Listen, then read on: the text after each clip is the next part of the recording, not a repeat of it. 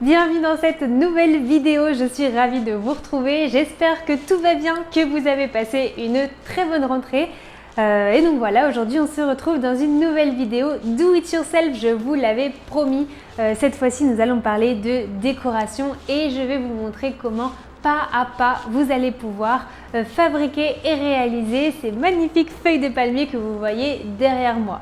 Donc elles seront complètement adaptées à un mariage champêtre, un mariage bohème surtout, et en général à tous les mariages qui sont relationnés avec la nature. Donc moi j'ai choisi ces couleurs qui sont un crème avec un marron, mais sachez que vous allez pouvoir bien évidemment personnaliser vos feuilles de palmier avec les couleurs que vous souhaitez. Ce sera un rendu qui sera très différent, mais la technique est la même, donc je vais vous montrer ça tout de suite.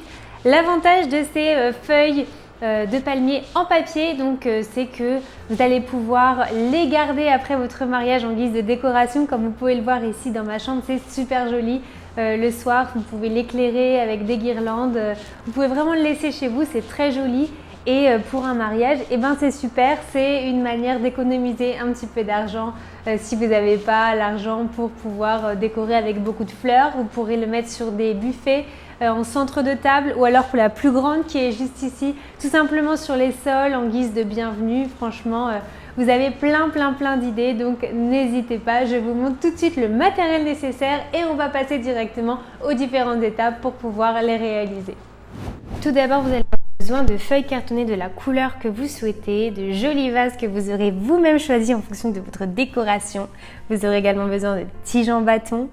Vous aurez besoin de jolies fleurs séchées d'épis de blé. N'oubliez pas également une colle transparente ainsi que du scotch, une paire de ciseaux et enfin vous aurez besoin pour créer le patron d'une assiette et d'un stylo. Et avec ces matériels, nous sommes prêts pour commencer.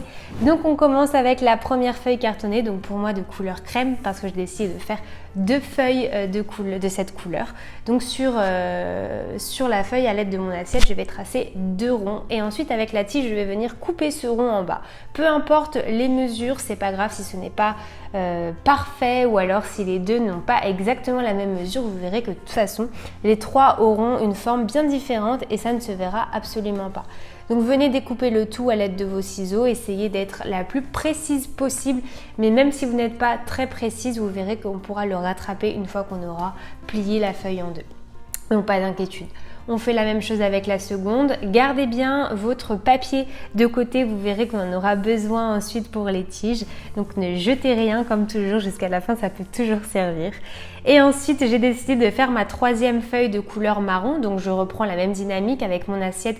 Je vais créer un rond, avec la tige je le coupe et enfin je viens découper le tout. Donc vous allez voir que pour les trois on va faire des formes différentes pour que ce soit joli. Mais si vous avez une forme que vous préférez plus qu'une autre, choisissez tout simplement de faire trois identiques, ça n'a aucune importance.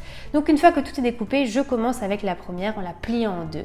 Et comme je vous disais, vous allez pouvoir vous rattraper au niveau de votre découpage pour voir si tout est bien parfait. Une fois qu'elle sera pliée en deux et que votre découpage sera parfait, vous n'aurez qu'à créer un accordéon comme je suis en train de le faire en essayant d'être la plus précise possible pour que la feuille ait à peu près les mêmes largeurs d'accordéon pour que ce soit plus joli. Vous faites exactement la même chose pour la deuxième, celle-ci elle va un petit peu varier au niveau de la forme, mais pour l'instant, tout est pareil, vous découpez bien les petites imperfections, vous pliez en deux et vous créez votre accordéon comme vous voyez que je suis en train de le faire.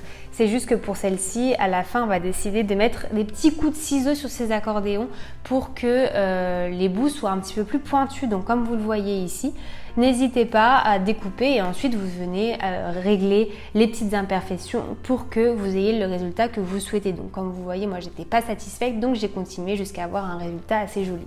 Et pour vous donner une bonne impression, vous pouvez la regrouper comme ça au milieu pour pouvoir voir si vous aimez ou non. Pour la dernière, vous prenez votre bâtonnet, vous allez venir la couper en deux. On va casser cet effet de rond pour un effet beaucoup plus pointu, beaucoup plus triangulaire et vous verrez que ce sera très joli aussi.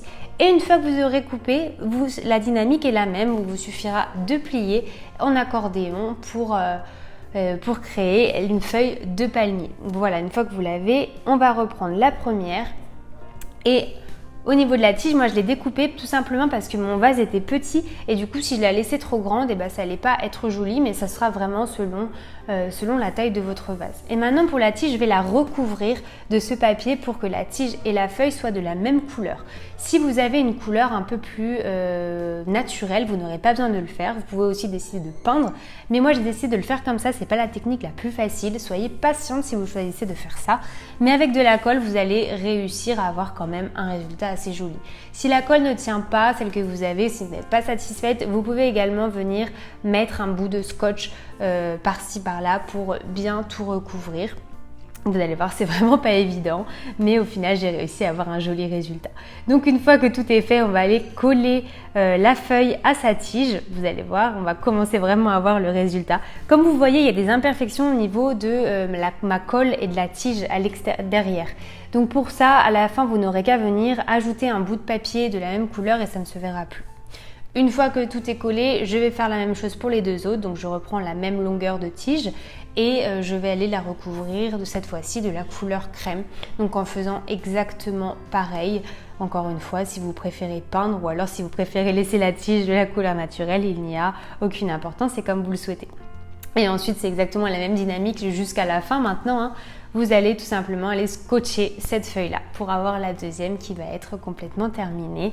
Et on va faire la même chose avec la dernière. Donc comme vous voyez, c'est vraiment un do-it-yourself qui est sympa, qui est rapide à faire. Vous n'allez pas non plus y passer des heures. Donc évidemment, tout dépend combien vous allez devoir en faire. Mais voilà. Alors comme vous voyez maintenant, pour aller cacher ce scotch qu'on a mis, je viens rajouter un bout de papier que je vais coller pour qu'on ne voit vraiment plus le scotch et que la finition soit propre. Donc voilà, on fait la même chose sur le dernier pour avoir vraiment un résultat qui va être joli. Je vous invite vraiment à ne pas louper cette étape-là du petit bout de papier. En plus de ça, c'est super joli. Donc voilà, et puis on arrive quasiment à la fin. Donc comme je vous ai dit, c'est facile et en plus de ça, le résultat est vraiment top. Je vais vous montrer maintenant les assemblants à quoi ça ressemble. Vous allez voir, c'est super joli. Donc voilà, en mettant le marron au milieu et on vient rajouter le blé, les épis de blé qui sont super jolis. Et après, il vous suffira de les assembler dans le vase comme vous le souhaitez. Donc voilà, nous arrivons à la fin. Nous arrivons à la fin de cette vidéo. J'espère que vous vous êtes amusés. Donc comme vous avez pu le voir, ce n'est pas difficile, tout le monde peut y arriver. Je dirais que le plus difficile, c'est certainement de faire la tige. Et notamment parce que les couleurs de papier que j'ai choisies n'étaient pas vraiment en accord avec la couleur du bois des tiges. Donc c'était un petit peu compliqué de bien faire les couleurs avec le papier notamment. Si vous avez de la peinture, n'hésitez pas, ce sera peut-être plus facile. Ou alors si vous souhaitez simplement laisser la tige naturelle, faites-le.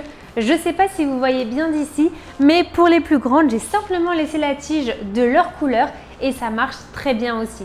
Donc si pour vous c'est vraiment trop difficile, que vous n'aimez pas le résultat, sachez que c'est tout à fait possible et ce sera quand même vraiment très joli.